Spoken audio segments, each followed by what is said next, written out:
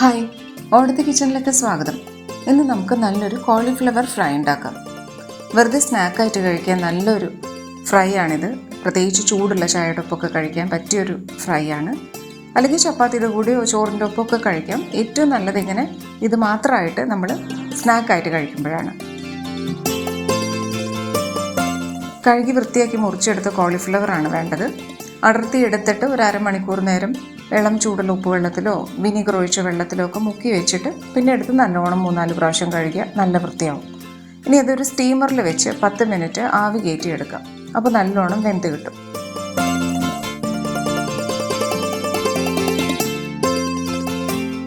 ഇനി ഒരു പ്ലേറ്റിലേക്ക് നമ്മൾ കോൺഫ്ലോറും മൈദയും എടുക്കുക. മഞ്ഞൾപ്പൊടിയും മുളക് പൊടിയൊക്കെ ആഡ് ചെയ്യണം. ഉപ്പ് ഇടുക ആവശ്യത്തിന്. ഒരു കോഴിമുട്ട പൊട്ടിച്ചൊഴിക്കണം. നല്ലോണം മിക്സായി വരാൻ വേണ്ടിയിട്ടാണ് കോഴിമുട്ട ഉപയോഗിക്കുന്നത്. ഇതിലേക്ക് ആവി കയറ്റി വെച്ച് കോളിഫ്ലവർ ഇട്ടിട്ട് നല്ലോണം മാരിനേറ്റ് ചെയ്ത് വയ്ക്കാം.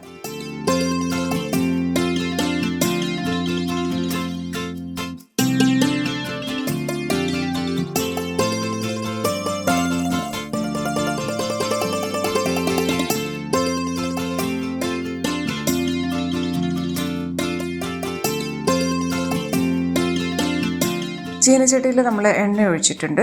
നല്ലോണം ചൂടായി.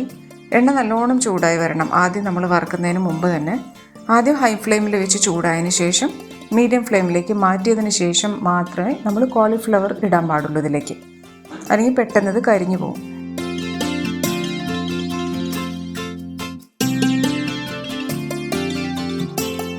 ഡീപ്പ് ഫ്രൈ ആണ് നമ്മൾ ചെയ്യണത്. കോളിഫ്ലവറിൽ മുകളിലെ കോട്ടിങ്ങിൻ്റെ കളർ മാറി ഒന്ന് റോസ്റ്റായി വരുമ്പോൾ തിരിച്ചും മറിച്ചൊക്കെ ഇട്ടിട്ട് നമുക്ക് എണ്ണയിൽ നിന്ന് എടുക്കാം.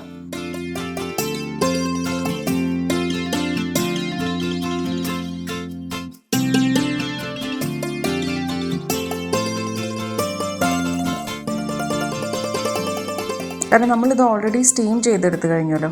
അപ്പോൾ കോളിഫ്ലവർ നല്ലോണം വെന്തിട്ടുണ്ട്. ഇതിന് കുറച്ച് ഇൻഗ്രീഡിയൻസേ വേണ്ടൂ. കോളിഫ്ലവർ വൃത്തിയാക്കി എടുത്തിട്ട് സ്റ്റീം ചെയ്ത് വെച്ചാൽ പിന്നെ നമുക്ക് കഴിക്കാൻ നേരത്ത് മാവിൽ മുക്കി ഫ്രൈ ചെയ്താൽ മതി. അപ്പോൾ ചൂടോടെ കഴിക്കാനും പറ്റും. നല്ല ടേസ്റ്റുമാണ്. അപ്പോൾ എല്ലാവരും ട്രൈ ചെയ്ത് നോക്കുക. Thank you.